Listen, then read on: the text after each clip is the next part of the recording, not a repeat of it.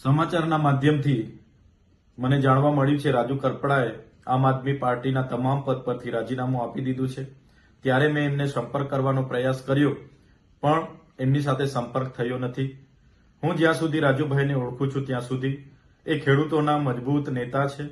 આમ આદમી પાર્ટીમાં રહીને ખેડૂતોના ન્યાય માટે અનેક લડતો એમણે લડી છે। એમાંની એક લડત બોટાદ કડદા પ્રથા નાબૂદ કરવા માટે એમણે હળદરમાં આંદોલન કર્યું। એ દરમિયાન એમને 100 દિવસથી પણ વધારે જેલમાં પણ રહેવું પડ્યું। ત્યારે આ ભાજપ સરકારની નીતિ રહી છે કોઈ પણ વિપક્ષના નેતાને ડરાવવાનું, ધમકાવવાનું, દબાવીને કઈ રીતના એમના તરફે લઈ જવું, કઈ રીતના આંદોલનને દબાવી દેવું, આંદોલનને તોડી દેવું, એ જ નીતિનો ઉપયોગ એમણે આ વખતે રાજુભાઈ કરપડા પણ કર્યો છે। જેના વશ થઈને રાજુભાઈ કરપડાએ રાજીનામું ધર્યું હશે એવું મને લાગી રહ્યું છે।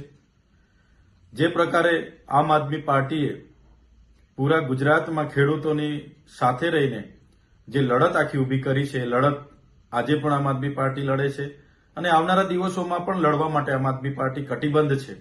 ગુજરાતની જનતા માટે હર હંમેશ આમ આદમી પાર્ટીના કાર્યકર તરીકે અમે સૌ ગુજરાતની જનતાના ન્યાય માટે હર હંમેશ લડતા રહીશું।